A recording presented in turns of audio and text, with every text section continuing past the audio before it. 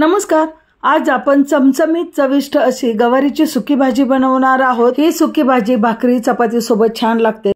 फक्त 10 मिनिटात बनणारी ही भाजी डब्याला देऊ शकता किंवा रात्रीच्या जेवणात सकाळच्या जेवणातही खाऊ शकता।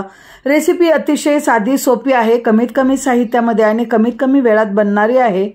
अगदी नवीन स्वयंपाक करणारे सुद्धा पहिल्या प्रयत्नात ही गवारीची भाजी छान प्रकारे चविष्ट बनवू शकता।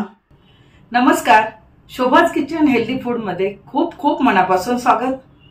चला तर मग वेळ न दवडता आपण रेसिपीला सुरुवात करूया। 250 ग्रॅम कोवळी देशी गवार घेतलेली आहे। गवार घेताना निबर नसावी अशी कोवळी ताजी असेल तर गवारीची भाजी अतिशय सुंदर लागते। तर तिचे मागच्या पुढच्या शिरा काढून घेतलेल्या आहेत आणि मध्ये तुकडे करून घेतलेले आहेत। पहा, अशा प्रकारे कोवळी देशी गवार असेल तर चवीला भन्नाट लागते। बाकीचं साहित्य पाहू। एक मोठा कांदा बारीक चिरून घेतलेला आहे। त्यानंतर 1 चमचा लसणाची पेस्ट, मोहरी, कांदा लसूण मसाला, जिरे, हळद, मीठ अशा प्रकारे गवारीच्या भाजीसाठी लागणारे साहित्य आहे आणि हे कमीत कमी साहित्य आहे। तसंच गरजेनुसार पाण्याचा वापर करणार आहे। चला तर मग झटपट रेसिपीला सुरुवात करूया। निवडलेली गवारीची शेंग गरम तव्यावरती थोडीशी डाग पडेपर्यंत भाजून घ्यायची आहे। प्रथम गवार टाकली, त्यानंतर 1 चमचा तेल टाकलं। तेल साईडने सोडायचं आणि 1 ते 1.5 मिनिट मध्यम गॅसवरती गवारीची शेंग भाजून घ्यायची। थोडेसे डाग पडले पाहिजेत, असे डाग पडलेले असतील तर भाजी खमंग लागते। गवार छानपैकी भाजून झालेली आहे। एका भांड्यामध्ये ती काढून ठेवली।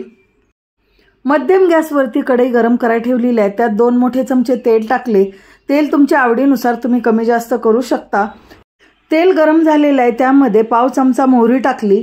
मोहरी छानपैकी तडतडू दिली। त्यानंतर त्यामध्ये पाव चमचा जिरे टाकले। जिरे मोहरी तडतडल्यानंतर त्यानंतर त्यामध्ये लसूण पेस्ट टाकली। जिरे मोहरी लसूण पेस्ट छानपैकी परतून घ्यायची, म्हणजे लसणाचा वास येत नाही। लसूण सोनेरी रंगाचा भाजून झाला की मग त्यामध्ये बारीक कापून घेतलेला कांदा टाकला। हे सर्व मिश्रण मिनिटभर परतलं आणि कांदा ट्रान्सपरंट झाला की त्यामध्ये पाव चमचा हळद टाकली। पुन्हा सर्व मिश्रण एकत्र करून घेतलं आणि मग त्यामध्ये 1.5 चमचा कांदा लसूण मसाला टाकला। कांदा लसूण मसाला तुम्ही तुमच्या चवीनुसार कमी अधिक करू शकता आणि मग त्यानंतर त्यामध्ये निवडून भाजून घेतलेली गवार टाकली। गवार पुन्हा 1 मिनिट छानपैकी परतू दिली आणि मग त्यामध्ये 1 वाटी पाणी टाकलं। पाणी तुम्ही कमी जास्त करू शकता, पण मी सुकी भाजी बनवणार आहे। 2 वेळा अर्धी वाटी म्हणजे टोटल 1 वाटी मी पाणी टाकलेलं आहे।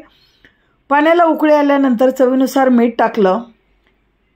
त्यानंतर त्यामध्ये आधीच भाजून घेतलेल्या शेंगदाण्याचं कूट टाकलं। कूट हे मी 5 चमचे टाकलेलं आहे। शेंगदाण्याचं कूट हे थोडंसं जाडसर असावं, त्यामुळे भाजीची चव अप्रतिम लागते। सर्व मिश्रण व्यवस्थितपणे ढवळून घेतल्यानंतर झाकण ठेवून 5 मिनिटांसाठी स्लो गॅसवरती शिजू द्यायचं।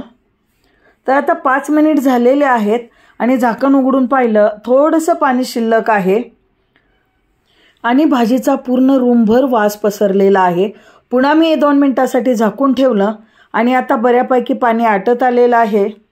आपला गॅस स्लो आहे, त्यामुळे स्लो गॅसवरती थोडा वेळ लागतो, पण भाजीची चव अप्रतिम लागते।